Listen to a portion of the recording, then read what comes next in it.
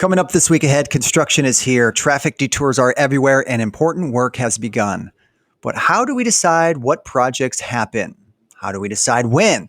And how do we coordinate to make sure that we maximize every last dollar we have? I'm joined by a team of pros that will tell us. And City Council meets Monday night. I'll have highlights of a few topics you can look forward to on the agenda. Plus, what do you think of a 2-lane roundabout on Broadway? Find out what, why, when, if, and how. You can comment on that idea. Here we go. Let's get ready for This Week Ahead.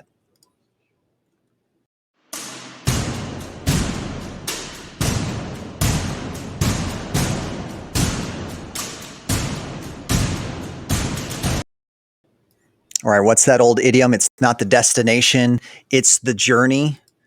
This week ahead, some of our respective journeys lengthen as more projects start up for the construction season and more traffic detours navigate us off of our typical routine. It's always fun, right? While it's easy for us to Monday morning quarterback frustrating detours or maddening traffic delays throughout the city, we rarely ever consider the amount of coordination, the amount of study, effort, and decision-making that needs to happen, oftentimes years in advance, all to get us to the point of just breaking ground on a project. The engineers need to have the proper data for the conditions and designing for any kind of improvements. Timelines need to be considered. We need to have funding sources. Public works engineers, they need to plan any underground maintenance or talk about potential operational impacts for any kind of new designs we may have across the city. Traffic engineers, they need to figure out the best way, time, and place to redirect us around all of the work that's happening. It can be very complicated. It's tedious, but it's what they do. The planning effort on projects like, say, Burdick Expressway Rehab Project has more layers to it than what really even I understand. It was planned about 5 years ago, budgeted 18 months ago. The detours our team in engineering and public works had to take on their journey for this project alone would drive most of us mad. But that planning, that level of detail, despite how imperfect it may seem to us, is that journey that gets us all to the desired destination, which is a smoother drive or water we want flowing in our homes coming in, water we don't want in flowing out. Knowing where we want to be is easy. Getting there is where our team comes in. Well, speaking of that team, I want to bring them in. A full team, in fact. We have, the cogs of the wheel that really get our city infrastructure going. Some of the cogs anyway. It's a whole team. Joining us now is Assistant Engineer Emily Hiddle, Project Engineer Jesse Berg. They're back for an encore this week. Also joining us is Public Works Project Engineer Ben Koffel. And the guy you can direct all of that hate mail to for all the detours across the city, that's Stefan Jers. He joins us as well. Oh boy, the room is full. Thanks everyone for joining me today. Thanks, Derek. Thank you, Derek. Thanks, Derek. Okay. We got a lot of people here. I want to keep the conversation flowing, but if you have something to say on a topic, just let it all out. This is a safe space, guys, okay? We're going to try to outline what your world is like in about 15 minutes, so I hope each one of you are ready. Let's begin by sort of talking about the process of determining which projects may happen in a given year. Emily, let's start with you. As the assistant engineer, how do you and the engineering team sort of determine what gets done this year? What needs to wait? How long can we wait on it? What's the decision-making process that puts whatever project's in front of us first, and what's that like? How does that work for us? Yeah, so, we're usually not deciding like what is going to happen this year or next year on especially some of the bigger projects. We're talking about what's happening 5 years from now, because as you had mentioned, especially on the big projects, we have to schedule that far out. On the engineering side of things, the first thing we're looking at is the roadway conditions. We have, our PCIs of the pavements, which we've talked with you about before, looking at those and seeing which roads have that declining pavement condition that we're going to need to get in and do something with. So we start prioritizing based on that. We also see what funding sources might fit with what projects for just our chip seal and our patching and things like that. We're using our city of Minot dollars on our annual maintenance things. When we get into some of the bigger projects and especially the reconstructions, we're trying to take advantage of as many opportunities as we can to use state and federal funding when that's available. And the North Dakota Department of Transportation, they put together the statewide transportation improvement program, and they're budgeting out 5 years for those projects. So you have to see where those things would fit, and that's where we start looking from the roadway side of things. So we've started to move towards a more collaborative approach. That's why all of you are here, right? It's between public works and engineering. Any new builds, I'll try to summarize this as best I can. Any new builds we do has always included both departments, but now we're starting to sort of schedule general improvements together. How does that coordination happen, and why is that important? Yeah, so I would say it's a very iterative process. It's not like we don't have one coordination meeting a year. Things are continually changing. As I said, we generate our list of roadway priorities, and our roadway priorities list is a little more stable. We usually know how the roads are performing and how they're, or in this case, how they're deteriorating. So we can kind of project that out. Then we get together with Public Works, and Ben will be able to tell us a little more about how he develops his list. But then we see where the overlaps are, and kind of go from there. Okay, so now I want to bring in Ben. This is your first crack at this. What's the process for Public Works? Typically, you maintain the existing infrastructure. How do you manage what needs to get done with your projects and sort of fit that into what engineering's doing on their side, and vice versa? How do you get them to fit what they're trying to do into what you need to make happen? So our main infrastructure projects for maintenance are going to be our water main, our sewer main, and our storm sewer projects. It isn't quite as simple as going around looking at them, as they're all underground. We need to go by past problems that we've had, unfortunately, for water main. Where we've had breaks, we have cast iron pipe, and troubleshoot from there. We come up with locations based on that, broader areas, and then design on that. A little different again, same thing with the problems. We'll actually have to televise those to see the existing condition of the sewers, and that will drive those projects. Once we have an area identified, we can then work with engineering and possibly go collaborative on a roadway replacement with the sewer main or with the water main. Now, when you talk about televising, you mean, because when I first heard that with my TV background, I was thinking we just broadcast that to people. You're talking about putting a scope down there and seeing what's really underground, right? Can you tell us a little bit more about sort of that process for you? So yeah, what we'll do is we'll take a hose down the line, we'll clean the sewer out, we'll stick a CCTV camera down, we'll televise the entire length of the sewer, storm sewer, and look at fine-tuned details. Are the joints damaged? Are the pipes failing? Do we have infiltration? Do we have root problems? Do we have sewer issues that we don't know about? With that, we can kind of rate it on a scale. Is it a 1 to 5? Is it okay or is it really bad? And that'll trigger, how soon do we need to fix it? Now, I want to use Burdick sort of as an example because, well, it's happening this week. Jesse, when you spoke to us about that project, you mentioned sort of 3 different phases or sort of 3 different projects with a break for the fair.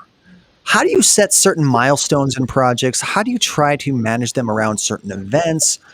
What is it you're looking for, and how do you decide what can happen and when? That's a great question, Derek. So usually we know when the fair is going to be roughly every year. They usually announce their dates prior to when we're entering into contracts with contractors. So we're able to set milestones to keep contractors and projects off of our major arterials and collectors and within a certain radius of the fairgrounds. to keep the, when we have that extra traffic in town, we want to make sure that we're accommodating that. And what else goes into that is we try to accommodate when we're working in school zones that we don't start construction in school until school has let out for the summer, and we finish it up before they start again in the fall. So we try to work around those. Obviously, some other things are the Hoos Fest, and if we know some other events are going on, we try to work with some of the other agencies. For instance, the Downtown Business Association, we try to work with them. We'll have a project downtown this year where we're going to be working with them and trying to work with our contractors. But sometimes before we are able to set milestones, some of these other events haven't set their dates yet. So we just try to work with everyone and make sure that our projects fit with what's going on in the community. It's a grand puzzle that all of you have to place different pieces to make sort of the whole season come together as effectively and efficiently as possible. And all of this conversation has sort of been about planning the projects. But when the earth starts to move, that's when the rest of us normies, us common folk, we start to see and feel those impacts. Stefan, you are the sort of the opening of the funnel when things are going like gangbusters. When you determine detours and trying to manage routes on which way we can get around this stuff safely, quickly, and efficiently, what's your process like on trying to figure out how to manage the traffic flow when we take major streets out of the equation? So the first thing we try to do with that is lessen the impact that we can to really everybody. Sometimes that's seeing if we can do projects with just a lane closure and keeping people still on that road. Other times it's how do we detour them off the road. So it's kind of that balance act with projects like that. If we do detour, let's not detour to a residential road. Let's bring them over to the next collector arterial and kind of work our way back onto that main road. That's kind of the high level approach of how we deal with that. Okay, well, each of you all play a role in the ultimate success and the improvement of our physical assets of the city. I want to open this up to kind of everyone now. What are some of the hardest things you have to coordinate? And then, it's a two-part question. What are the hardest things you have to coordinate? And then, what is your favorite part of your job, respectively? I'll let you guys rock, paper, scissors for who goes first.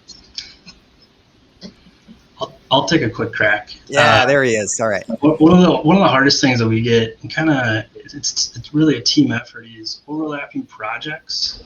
We have some this year where we got a project going on that has a detour route. Well, that detour route is actually under construction in a different project. So some of that relates to what Jesse Berg talked about earlier as far as milestones, so that we can kind of organize our summer projects to keep everything open and lessen the impact while still getting the work all done. All right. Anyone else want to lay out sort of the hardest part of the coordination effort of construction season? I think one of the hardest things, or maybe most frustrating, is there are some aspects of it that are just going to be outside of our control. So regardless of how well we've coordinated and how much information we've crunched to come up with what we think is the best plan, there could be a time where there's a water main break under a road that we just paved last year. Obviously, it's an emergency. You go, you fix the water break. We all feel really bad seeing a new road get cut into. But sometimes that sort of stuff is outside of our control. Maybe there was no known reason that water main would have had that happen. So as much planning as we do, we're still going to have some instances of that type of thing. But I think that we're definitely making strides towards minimizing those ones that are outside of our control. I'll piggyback off what Emily said there. The unknowns definitely are the biggest and pain in the butt type of thing we run into. There's utilities that we don't know about. There's breaks that happen. There's weather that happens. Typically can delay projects a week, 2 weeks, or longer. As we just had this shot of snow here recently, it may have been a part of what pushed verdict back here all Wednesday. And then working with those unknowns, it pushes projects into one another, and we have to coordinate through that. Jess, you got anything for us? Anything new to add? Maybe. Yeah, I guess for me, the most challenging, most difficult thing is trying to make sure that we're addressing the network as a whole, while also, making sure that we're improving that network. So we have to do a lot of those analysis, make sure we're putting the right project to the right place when for the budget that we have. So that may not mean that every road gets to get worked on. And I feel for those, people who have a road where it's just in our backlog. It's one of those areas that it's too expensive to reconstruct right now. It's got to be one of those projects that's, based on funding, could be 5-10 years out yet.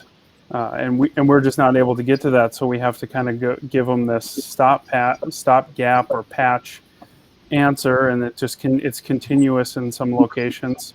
That's the same way in my neighborhood. It's continuous patching, and it's been that way since I've lived here. So it's just one of those things. We try to maintain the roads that are good, keep those in good condition so that it doesn't get out of hand, and we get to a couple of those worst areas a year, but there's just so many of those that we're not able to get to it. So it's difficult to try and manage our network as a whole and try and make some of those decisions while trying to keep the roads that are good within the network, or the roads that are fair within the network, bring those back to good, while also trying to nickel and dime off some of those bad roads. But we just don't have the budget to do that, so we have to find creative ways to do that, and it can be challenging. All right, those were all some challenges. How about favorite parts of your respective jobs? There's got to be some of those challenges have to be fun, but what else? What do you dig most when you come to work in the morning? I guess I'll lead off. Yeah, some of those challenges are fun, Derek. The big projects, the glorified coming in and rebuilding projects. It's very exciting to be involved in those when you're really fixing everything from A to Z. You're getting into a neighborhood and you're fixing if there's any utility issues, if there's any drainage issues, if there's pavement issues. Go in, fix everything, and then the next spring or so, when grass is really truly established and you get to drive through that area and see the impact that you've made to that neighborhood. That's what's exciting for me.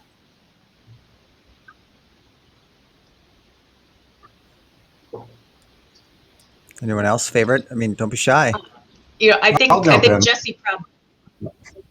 Jesse probably Go ahead, covered what is the favorite for a lot of us is seeing those end result projects and seeing the residents use those. I drive the roundabout really frequently, and seeing the traffic being able to flow even at the busy times of day, and all the people, all the pedestrians using the new facilities there. And I think that's probably everyone's favorite part. Maybe another lesser known favorite, I think we get a lot of satisfaction out of being able to get the most bang for our buck on a lot of projects. If we are able to come up with an alternative construction method or some kind of cost savings, or if we're able to group some types of work together and get a really good bid on it, if we're able to apply for some special funding and we receive that, those are things that we feel really good about, that we're able to get more work done for less. Variety. Variety is probably my favorite thing about the job. Today I could be working on a water project, and tomorrow I can get a call on we got a sewer backup and we need to figure out how to fix a big problem, or pumps go down. Figuring out how to put in a bypass pump system, and the adrenaline that goes with problems is pretty rewarding when you solve the problem. And then the public walking up to you and just a simple thank you at times, it goes a long way. It may be a brand new road, it may be a new gravel road, but they appreciate the finished product. Of course, Ben Koffel, always the public servant. Just happy to be acknowledged. Great. Anything else, you guys? Anything you think the people should know about sort of the process of conception to reality when we start to build some major pieces of infrastructure throughout our city?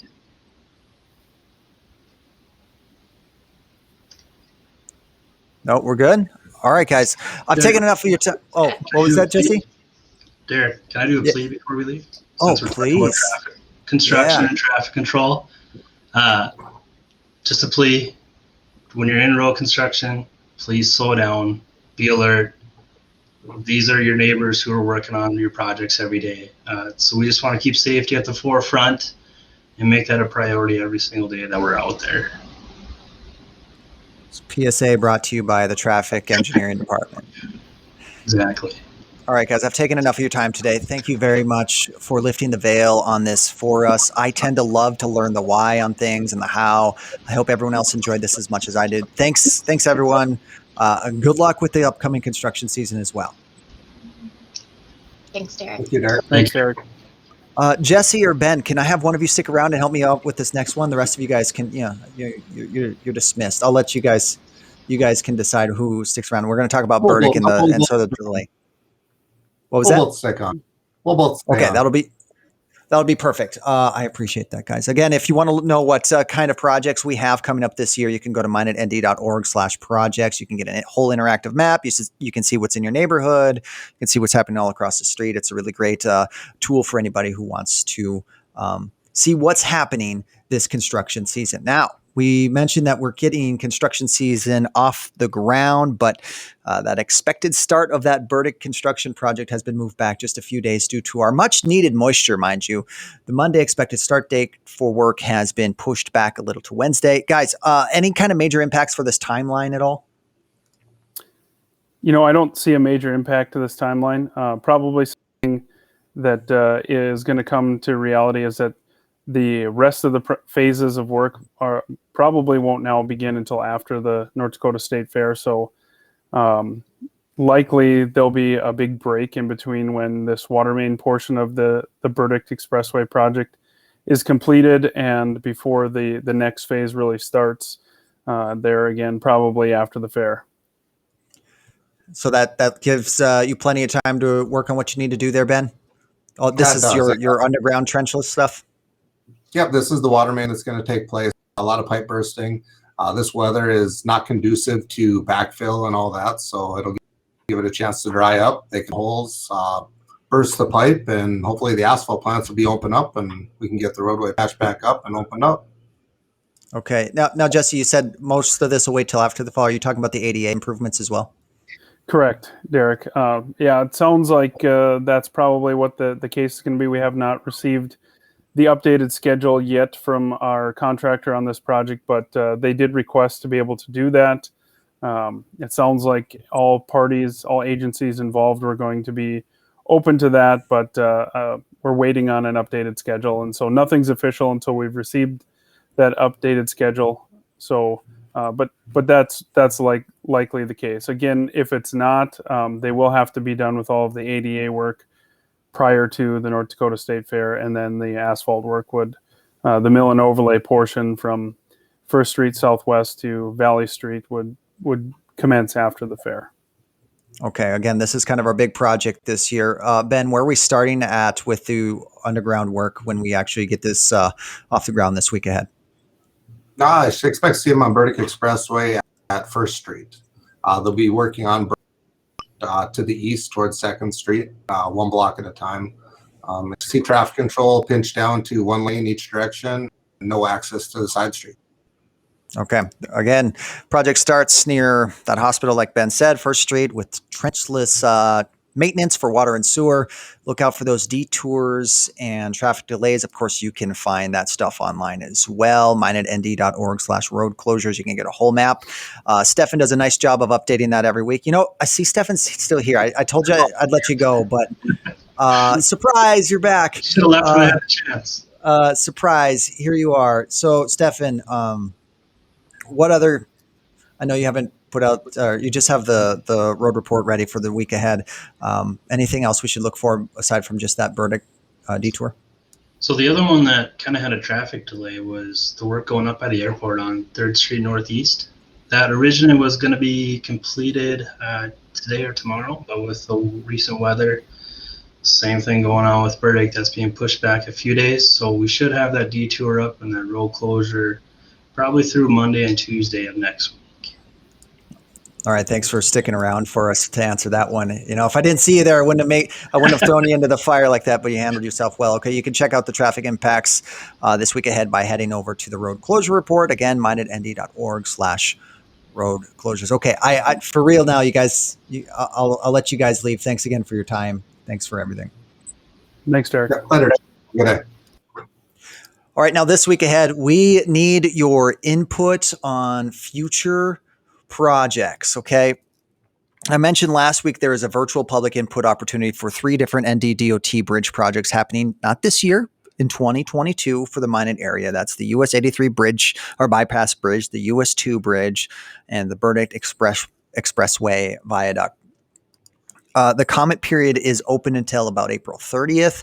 Be sure to chime in this week ahead. You can go to dot.nd.gov, scroll down the page, find the quick links, go to the public meetings. There's a big calendar. You can click on that, and it'll take you right to where you can give us a comment. Now, if you started off wondering about that roundabout I mentioned earlier, the other parts of this public comment period that I want you guys to take part of is part 2 of the Broadway corridor study.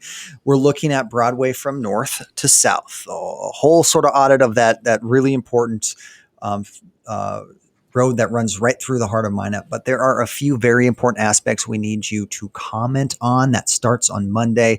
Among those are, future pedestrian bike facilities on South Broadway and the potential of the state's first 2-lane roundabout. I'm just the messenger, everyone. Of course, your input is incredibly important to this process. Get all the details. Let us know what you think. There is a presentation that will outline all of this stuff virtually for you. You have a whole month to digest that and give us your feedback. Get the details at movingbroadway.com. Public input portion again opens up on Monday, remains open for about a month. I think it's May 17th or so. Now, coming up this week ahead, City Council convenes once more for the second regular scheduled meeting of April. This meeting, it diverges a little bit from what we got used to there for a little bit. Typically, we had some light agendas. This one is a lot heavier on the conversation. Here's a few things you may be interested in. Number 1, adopting a city flag policy. The city manager will ask council to adopt a formal policy on flying flags on city property. 4 alternatives are being presented to council. One that is adopt a policy that limits flags on city property to the U.S. flag, state flag, city flag. Number 2, dedicate a free speech zone. Number 3, identify a community flag pole not on city property. And number 4, adopt a policy of government speech. You can look forward to that discussion again Monday night at 5:30. Along with that discussion, project, yet another great project coming from our community development department. If you were paying attention last meeting, we learned about a parklet and streetery program that has been very popular, at least on social media. This time, we will hear about a wayfinding signage system across the Magic City. It's a project that was studied back in 2019 and was part of an Economic Development Commission study as a potential boon for development and commerce. Full details of this will be discussed on Monday for signage that will direct people to certain focal points across town. According to the memo, it has a price tag of about $70,000, and the council will hear more on that, as will you. Monday night, make sure you tune in. You can find the full agenda at the Agenda Center on our website, mindednd.org/Agenda Center, and we'll be live Monday night, of course, at 5:30 on Facebook, on YouTube, as well as Midco Public Access Channel 19. Okay, that's going to do it for me today on This Week Ahead. Thanks again so much for joining me. I appreciate you making time for me every Sunday.